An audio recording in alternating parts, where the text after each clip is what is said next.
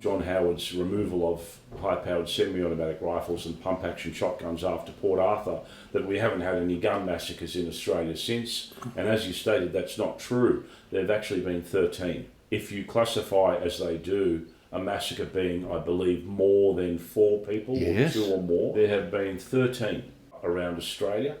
And we also have, as we've seen of late, plenty of criminal activity involving illegal semi-automatic high-powered firearms such as AK-47s, which supposedly were banned, and these are still being used just recently. Now, if you have a look at the gun buyback, I think there was only 247,000 of them were handed in. The gun buyback were not successful because all it did was drive a heap of firearms that the government weren't aware of underground, and they keep on resurfacing.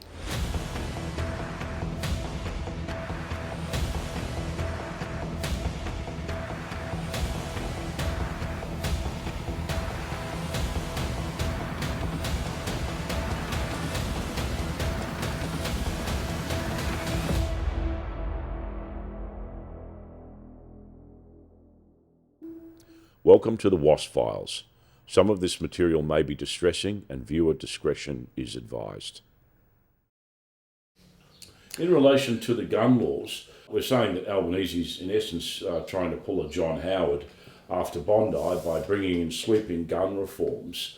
Well, you were saying that Bob Hawke had drafted earlier Yes. requirements to bring in federal gun laws, and that it still has to, despite all these efforts, it's got to come down to the states. All the states have to be in agreement to say, no, we'll do the one uniform gun law. And even to this day, even after Port Arthur, there are not uniform state gun laws. If you can remember back to 96, Bob Carr was Premier of New South Wales. Bob Carr was the only Premier to pass on New South Wales gun laws to the federal government. And John Cain, who was the Victorian Premier in the 1980s, he had implemented a ban on high-powered semi-automatic rifles after the Hoddle Street shooting, which took place in August 1987, and then later the Queen Street shooting, which took place in December 1987. And as a result, it was John Cain that had brought in the Victorian gun bans on semi-automatic firearms. So I guess then what you've got is a precedent for a gun confiscation following a massacre. And then, of course, we had the Strathfield shooting, which took place in Sydney. Oh, that was simply horrendous. That was Wade Frankham. He was armed with the firearm. He also had a Bowie knife, and he went in. There was a table. He knifed one schoolgirl. I think he said in the back. But repeatedly. Right, so he stabbed her repeatedly. Her friend jumped up to try to help a friend, and he stabbed her, and the Bowie knife got stuck in between her ribs. And he couldn't get the knife out, but she subsequently died of those wounds. He then went in and did the shooting. How many people died in that, did you say? 8 people were killed, and there were a number of injured, and the rifle he had was an SKS, semi-automatic high-powered rifle, which in essence is sort of like a poor man's... Did you say it was Norinco? Chinese brand? Yeah, like a Chinese version of, they call it the poor man's AK-47, but it was a very common firearm back in the 1980s and had a 7.62 by 39 caliber round. Semi-automatic rifle. They've been used in many crimes, but Wade Frankham had an SKS which he opened fire on the patrons in Strathfield and killed 8 people. When he left, he went out onto the parking lot in there where he thumbed down a carbine. I call it a little old lady. And he got into the front passenger seat of that car. She was driven forward a small distance. He then apologised to the lady, got out of the car and blew his brains out.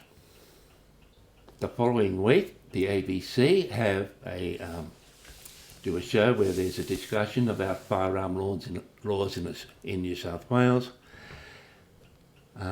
Catherine Noy then goes and sits next to the head of the Coalition for Gun Control, Rebecca Peters. Why isn't she sitting with her police associates? Why is she sitting with Rebecca Peters? But the whole thing is that Wade Frankham, there was the opportunity for him to be apprehended, but not only that, the person last spoken to him and whom he apologised before blowing his brains out was a member of the New South Wales Police Force. If you have a look at Roland Brown and Samantha Lee and all these others pointing, they say, Port Arthur was quite successful. There were no other low-nut gun massacres after Port Arthur. And that's not quite true, because there were two attempted. The first one was at the East Melbourne abortion clinic, where was Peter Knight, I think, went in with a gun, and he had a sign that was put on the door, sort of thing. He shot the security man, turned round to put the sign on the door, but whatever it was, there was a gentleman there with his girlfriend who was seeking medical treatment. He jumped up and was able to grab hold of Peter Knight from the back, grab him in a grizzly bear type of hold. Somebody else took the gun off him, and Peter Knight was duly arrested. The police came, and yes, so this gentleman stopped Peter Knight from committing another massacre. Apparently, Peter Knight had gone down there with an extreme anti-abortion stance, and he'd gone down there with kerosene and fire lighters, and he had a sign that said, due to fatal accident within this clinic, this clinic is closed, and the intention was that he was going to go in there, lock the doors, and then kill 15 staff and the 26 patients that were within that clinic.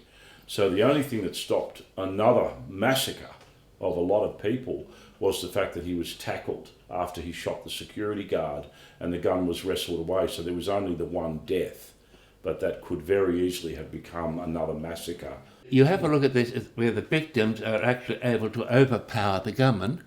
This is the second one, because the first one was at the Philatelic, the Queen Street massacre, where Frank Vukovic, he was tackled by two men. One of them was shot, apparently. They managed to take his firearm up, I think it was an M1, and then hand it to a girl who hid it in the fridge, and Frank Vukovic apparently then fell through a window on the 12th floor and fell to his death. What is not told about that is that the then Attorney General of Victoria, Jim Kennan, and the Minister for Police, Race Matthews, were both in the building diagonally opposite, watching this event. They'd left Jim Kennan's very secure office on the 23rd floor, travelled down to the 12th floor to a typing pool, and were watching the building from diagonally opposite, and apparently saw Frank Vukovic fall to his death. Now, coincidence. Now the third one, again, we go to the Monash University shooting. That's saying the guy was having, shall we say, a mental breakdown. He did a normal, shall we say, event in low-nut gun massacres. In his first two victims were his best mates, two Chinese students. But again, another student was able to grab him from behind and held him. The lecturer, Lee Gordon Brown, made the silly mistake of moving to the front of Zeng. He was shot, but only wounded.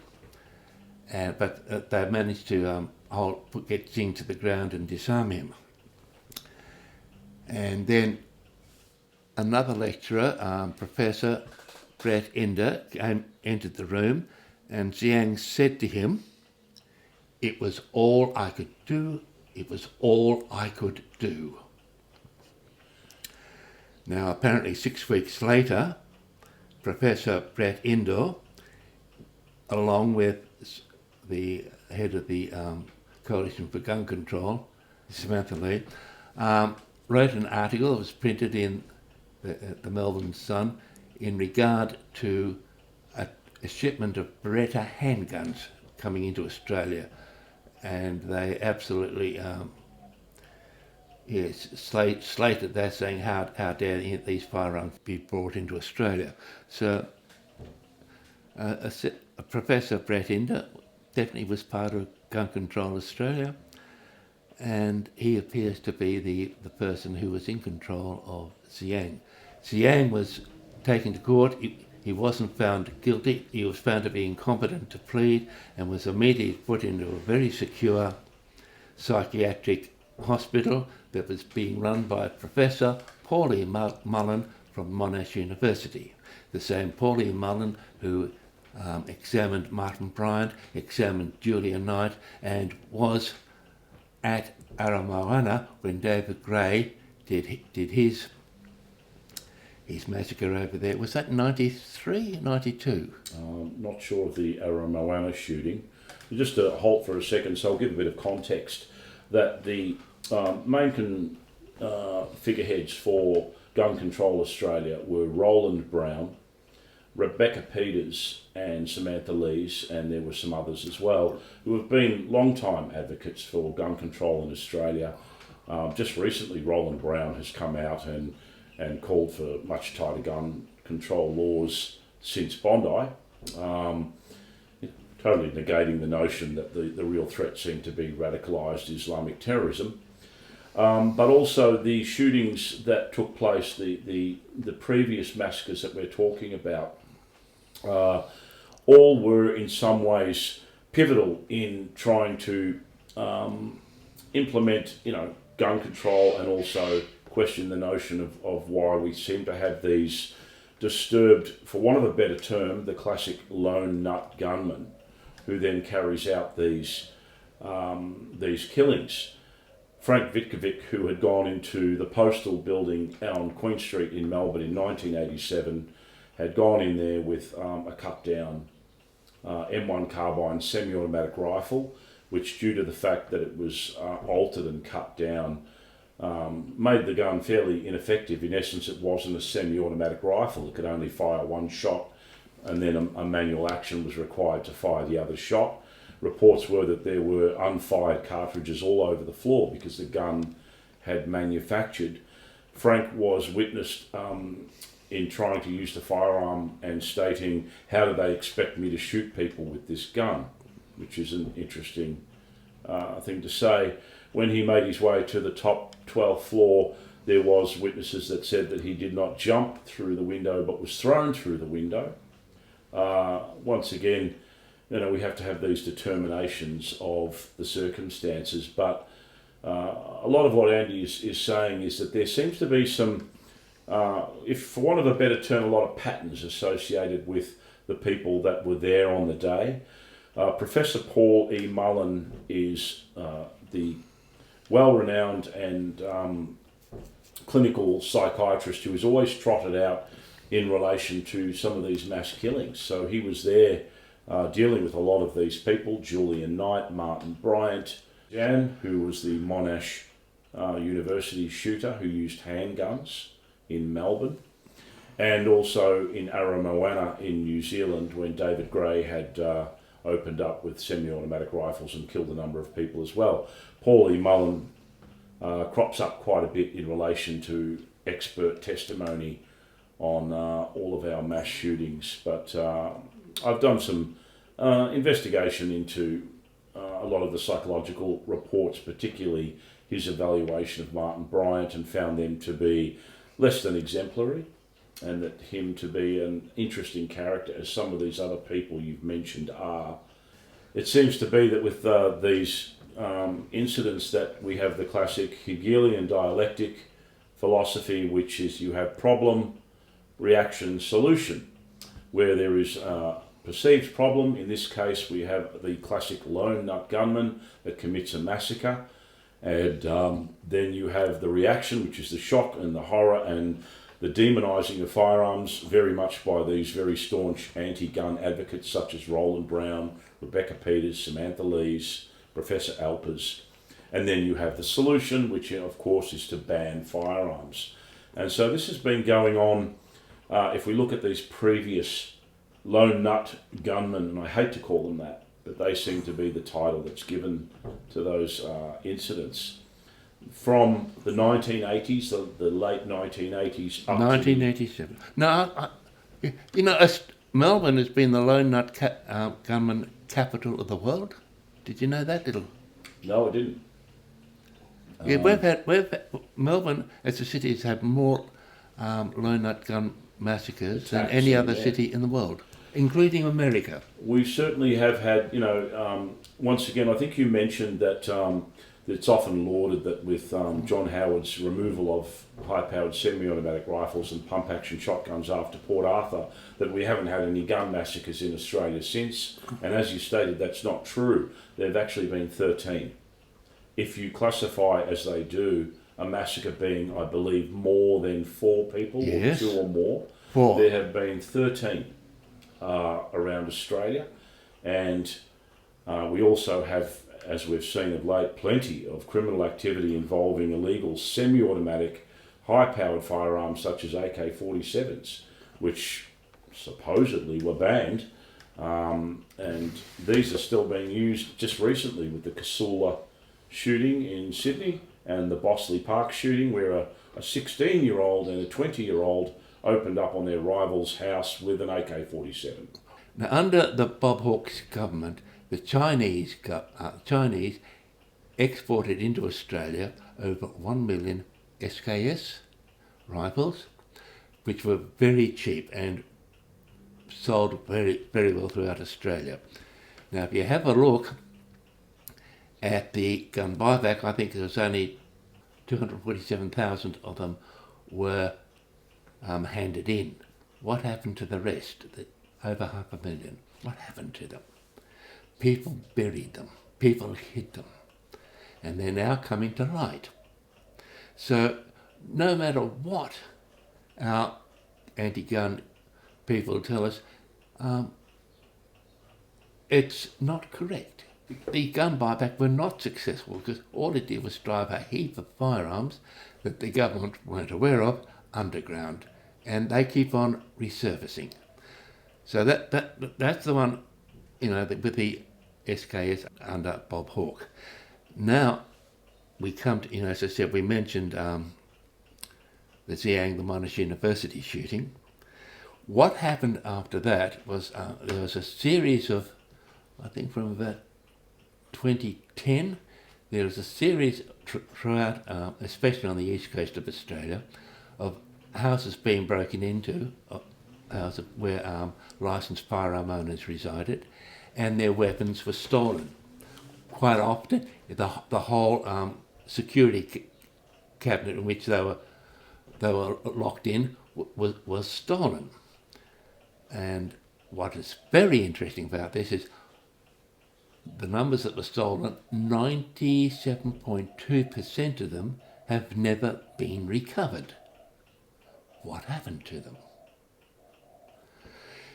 You then have a look any firearm owner whose house had been broken into, and it was demonstrated that the firearms hadn't been properly secured, was then prosecuted and lost his licence. And I was speaking to one firearm owner whose house had been broken into. His safety cabinet had been in his garage. The thieves went past a whole wall of electrical equipment that was quite valuable and easily sold on, shall we say, black market, left all of them behind and simply took the firearms in the cabinet. What happened to these guys? 97.2 haven't been found. What happened to them? They've been destroyed. And there's 2 firearm owners who realised the truth. One was from New South Wales, the other was from Tasmania. Both had moved into new homes. They had notified the local firearm authority. The authority had inspected their properties, and next thing their firearms had been stolen. And as these people said, the only people who knew that I had firearms was the firearm registry. So, that's going from 2010 to 2013.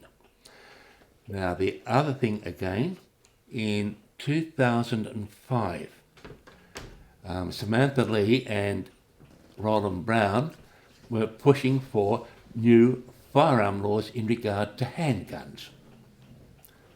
Unfortunately for them, the Beaconsfield gold mine collapse pushed them off the first page onto the third. So it didn't get the storm, but I also at the time wrote a very nice letter. I gave one to my daughter's school headmaster, and it was printed in the Shooters News. If there was a massacre in a school in Victoria, or where any student was traumatised by a low nut gun shooting at a school, that we would hold the principal of the school responsible for that. Australia did not get that year any low nut gun massacres, but one occurred in Canada, and another one occurred in America, where there were 4 Amish girls who were killed by a man who then committed suicide. The full modus operandi of these normal low nut gun massacres. So going back to what you said previously, what you're intimating in relation to the theft of the firearms that seemed to be a bit of an epidemic in the early 2000s was that many of them were never recovered, 97.2. But your suggestion was that these were not used by criminal fraternities or underground in crimes, but had actually been... Well, they'd vanished. And so the only way to vanish a firearm is to have them smelted down at a foundry. So I guess what you're suggesting is that rather than be stolen by criminals, they were set up to be removed from society under the pretext of criminal break-in. Yes. Now, again, if we go back and have a look at the firearms that we used in the Port Arthur massacre, the AR-15s had originally been confiscated by the Kane government and then handed over to the Victoria Police Special Operations Group to be used by them. And in about 93, 94, the SOGs were supplied with new firearms, and so the AR-15s, their Mini and their Mini Ruger Mini 14s were supposedly destroyed at the Sims Metal. Sims Metal in what's that suburb? Altona, I think. Around there, yes.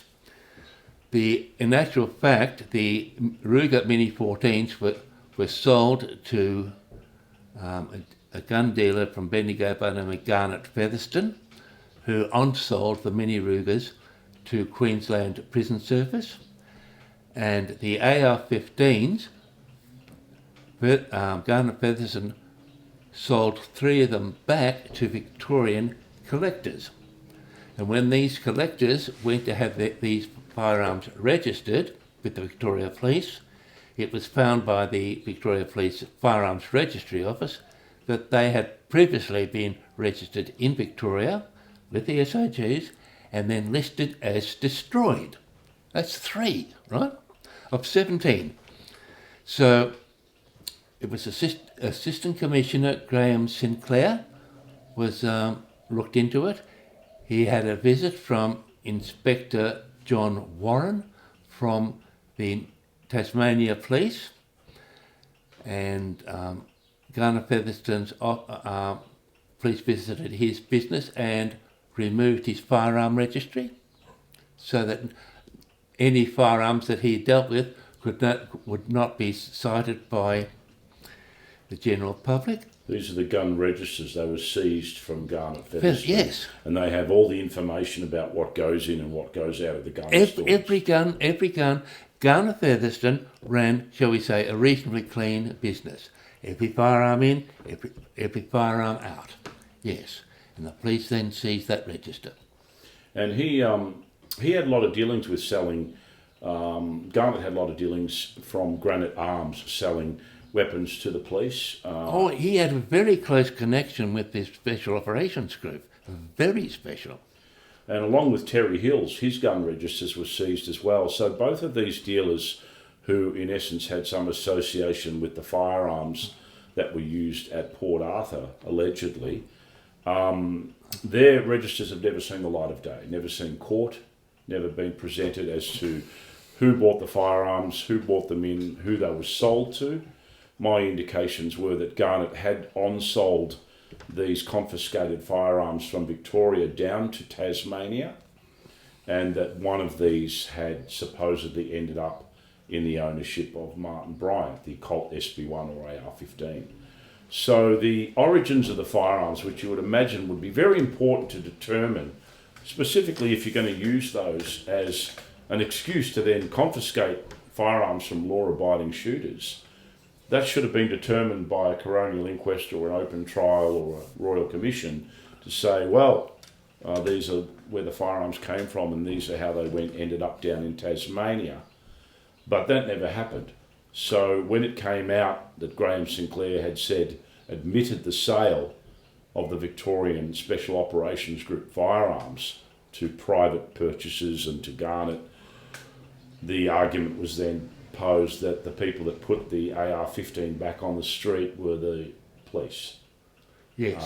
And that they were inadvertently or deliberately responsible for selling firearms back out that had been handed in to be destroyed. And I know also for a fact that firearms were handed in police stations all over Australia, and they went straight out the back door and down to Tasmania to be sold, because Tasmania had loose gun laws where you could purchase those kind of firearms. There were reports too that an M16 Armalite rifle, which is in essence a military version of the civilian AR-15, the Colt SB1, because the AR-15 SB1 is not a military rifle. In essence, the M16 was the Vietnam era rifle that was carried in the 1960s, and that apparently one of those was discovered outside of the Broad Arrow Cafe. But that was a report I'd read, yet to be determined, and there has been no further determination as to whether that was the case. There is still a great deal of mystery about what firearms were used, where they ended up, where they came from, and where they went to. And once again, with the lockdown of information, we don't have the evidence, and the gun registers have been seized and the ballistics have been locked down. So this is where the questions come from. And then it's okay to ask those questions and say, what guns were used? Why did witnesses say the shooter was right-handed from the hip when Martin Bryant demonstrated a left-hand shooting technique from the shoulder? There is one thing there is absolutely no doubt.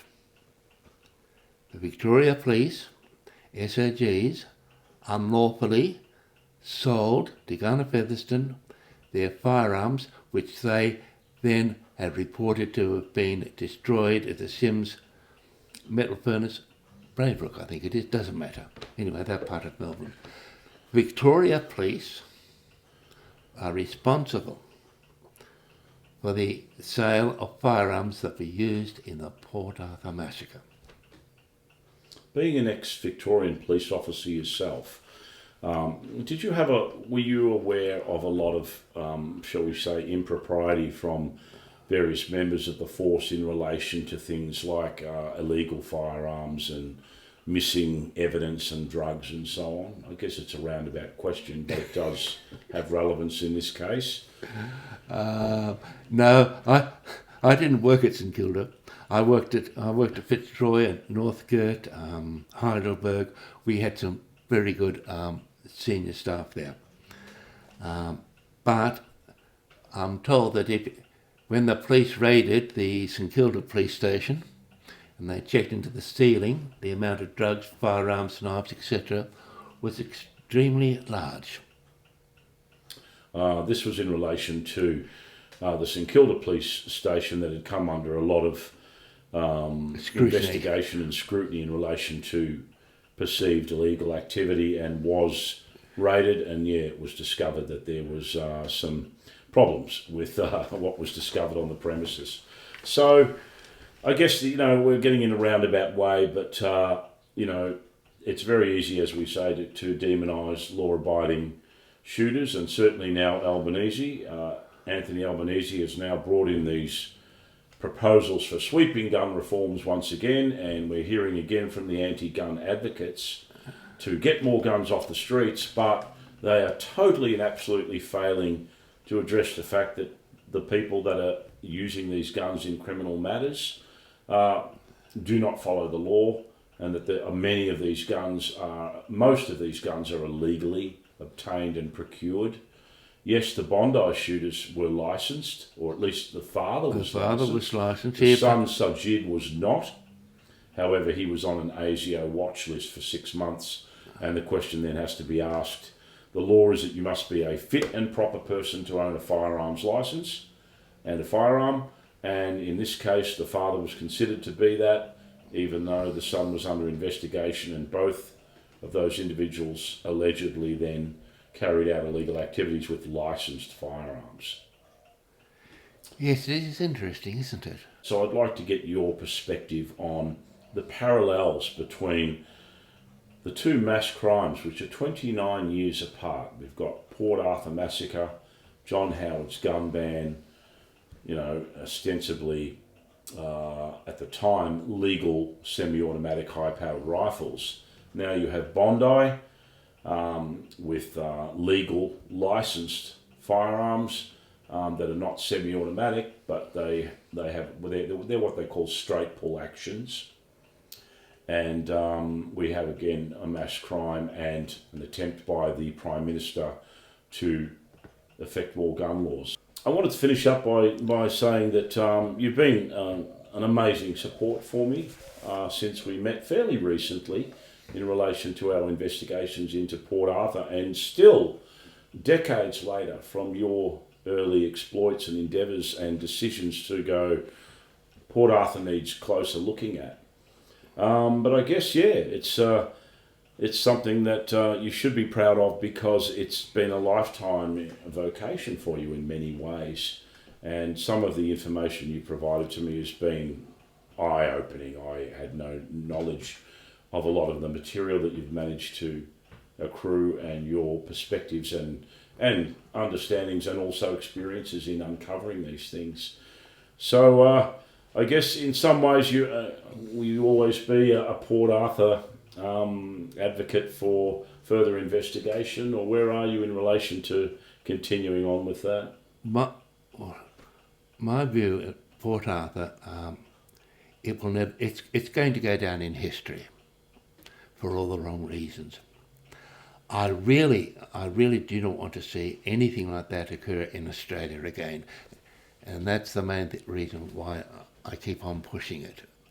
I do not like our governments trying to follow the American path, as little Johnny Howard said, and start killing our own civilians. But that's definitely my belief in what happened to Port Arthur and in most of the other low nut gun massacres. Do you think we've turned a corner in terms of being more transparent with... Absolutely, not the opposite. The absolute opposite. You have a look at Cardinal Pell's case, where he was convicted on the evidence of one person, which is totally against our whole legal fraternity. Totally against it. So our governments just continue to cover up, or... No, they're manufacturing. Our government is Marxist, totalitarian, and very much criminal. But you then start having a look at all the different bureaucracies that our government have taken over. They've taken over in Victoria, they've taken over the Victoria Police, they've taken over the CFA, they've taken over the DPP, the Department of Public Prosecutions, they've taken over the County Court, they've taken over the Supreme Court. All these people that are being controlled. It's following a Marxism. And don't forget the media either. Oh, the government doesn't control them. At times I think it's the media that controls our government. So, they're the ones we know. So what other government bureaucracies has our government taken control of? How about meteorology? How about the Australian Electoral Commission? I think you'll find in Victoria, every government bureaucracy is now totally controlled with a Marxist totalitarian agenda. And I guess this is where we come into it. Obviously, people that want to ask questions and come out and question major events are obviously demonised, very quickly called tinfoil hat conspiracy wearers and so on. But anyone that's lived in Australia and in various states over their many decades would palpably see the change to our nation, how it's gone from being a much more relaxed, free, transparent and honest and happy place to be, to where we are now, which is arguably on the cusp of George Orwell's famous book 1984, with draconian government reach, control of information, censorship, surveillance, a police state. All of these things seem to have come to the fore. It's a philosophical argument, but the purpose that people like you and I serve is to hold that in check, is to say, no, we have to question. We have to argue back. We have to say, wait a minute, we're not just going to accept blindly what's being pushed in front of us. We, supposedly the people, are the ones in charge and government works for us. But obviously that's the other way around. Yes. The government now believe that we are the sheeple and they have it. But no, we have, the governments must be held responsible. There is no responsibility in the government. There hasn't been any for 30 years. We're a democracy, or supposed to be, so before anyone's quick to discredit or to point fingers at us and say we're just, blowing smoke in the wind, that's the purpose, is to ask questions, and I employ everyone to do that. And I do want to thank you for helping me on that journey. It's been a long journey for me, but I'm sure we're going to keep in touch, and I think there's some very interesting, tumultuous upheavals in Australia and the world to come.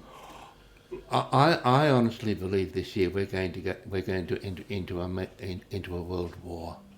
I can see no other way out of it. It's been building up since 2014, that long, and I can see no other way out of it. We're being controlled by some of the most murderous barbarians possible, and it's not a really good. It's not a good vision at all. Especially people like myself. I've got grandchildren, and other relatives who are of, shall we say, military age, male and female, and they will be sent off to fight a most insidious war. Before we go, I just wanted to know, is there anything personally you want to say to all the supporters of the Wasp Files, or anybody that's looking at Port Arthur? Any personal message that you just want to add from your own self to them? There was one who pointed out an error I had made. I want to thank him for that.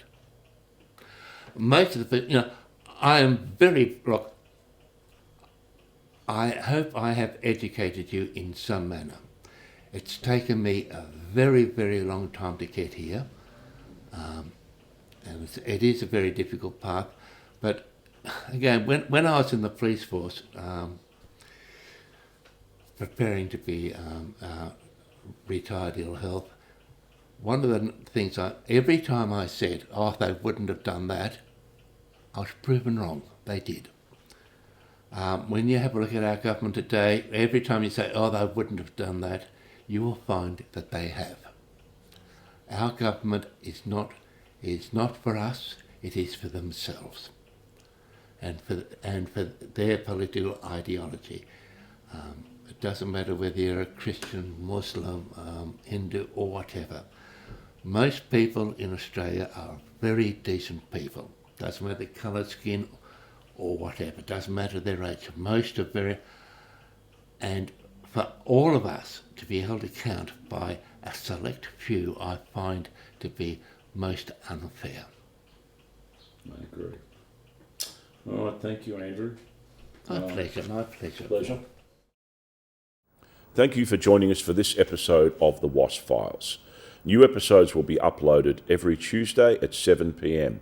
Feel free to share far and wide, and please see the links to the Dropbox files and information relating to the episodes.